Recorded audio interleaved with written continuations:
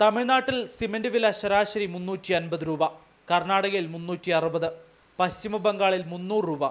പക്ഷേ കേരളത്തിൽ ഒരു ചാക്ക് സിമന്റിന് 430 രൂപയോളം നൽകണം.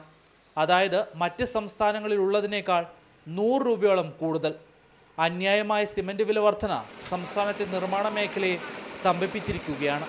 കഴിഞ്ഞ ദിവസം 20 രൂപ പിന്നെയും കൂട്ടി. സോ അത് തീർച്ചയായിട്ടും എല്ലാ മേഖലയിലും ബാധിക്കും. കൺസ്ട്രക്ഷൻ മേഖല തീർച്ചയായിട്ടും ബാധിക്കും. സ്റ്റേറ്റ് ഗവൺമെൻറ് പദ്ധതികളും സെൻട്രൽ ഗവൺമെൻറ് പദ്ധതികളും സിമൻറ്റ് ഉപയോഗിക്കുന്ന എല്ലാ പദ്ധതികളും. പൊതുമേഖലാ സിമൻറ്റ് നിർമ്മാതാക്കളായ മലബാർ സിമൻറ്റ്സ് ശരാശരി 350 രൂപയ്ക്ക് സിമൻറ്റ് വിൽക്കുന്നുണ്ട്.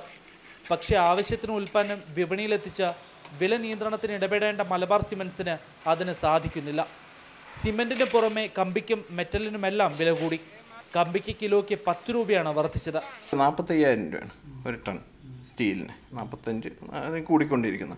ഇത് 6 മാസം മുമ്പ് 32,000. കരിങ്കല്ലിന് ലോഡിന് 1,200 രൂപ വരെ കൂടി. ചുരുക്കത്തിൽ വിലക്കയറ്റം മൂലം സംസ്ഥാനത്തെ നിർമ്മാണ മേഖല പൂർണ്ണമായ സ്തംഭനത്തിലേക്ക് നീങ്ങുകയാണ്.